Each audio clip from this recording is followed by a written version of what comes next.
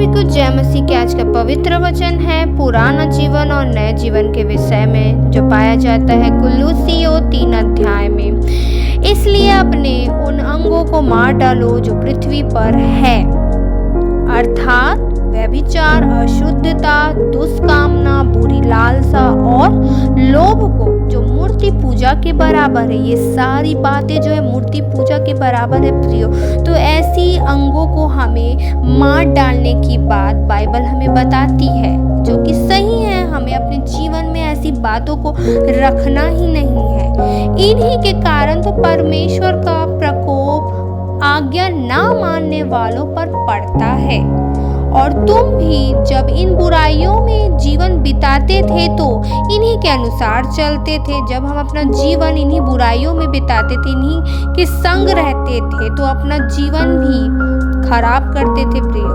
पर अब भी इन सब को, अर्थात जो क्रोध है, रोष, बैर भाव, निंदा और मुंह से जो गालियां बकना, ये सब बातें छोड़ दो। प्रभु हमें कहना चाहते हैं प्रियो कि ये सारी बातें करने से कोई हम अपने जीवन को नाश ही करने वाले, उससे अच्छा इसे त्याग दो।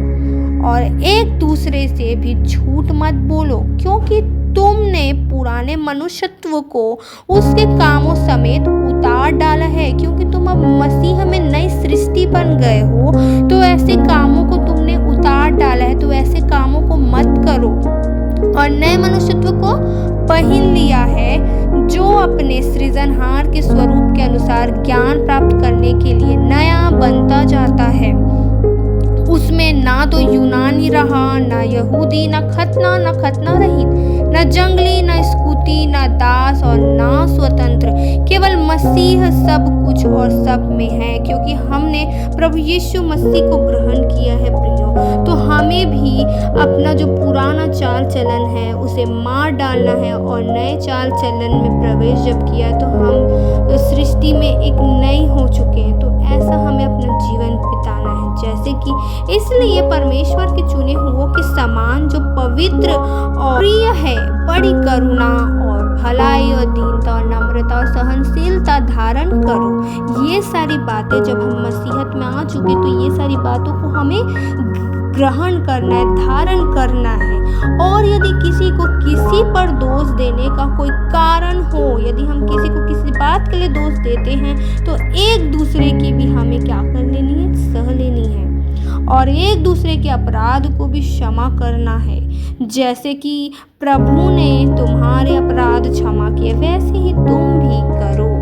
इन सब के ऊपर प्रेम को, जो सिद्धता का कटिबंध है, बांध लो। मसीह की शांति, जिसके लिए तुम एक देह होकर बुलाए भी गए हो, तुम्हारे हृदय में राज्य करे और तुम धन्यवादी बने रहो।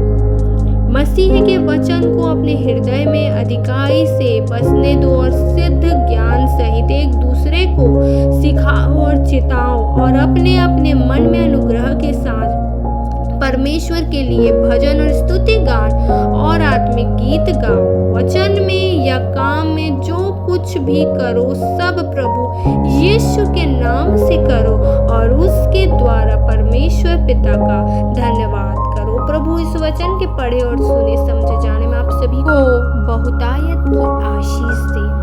आमीन।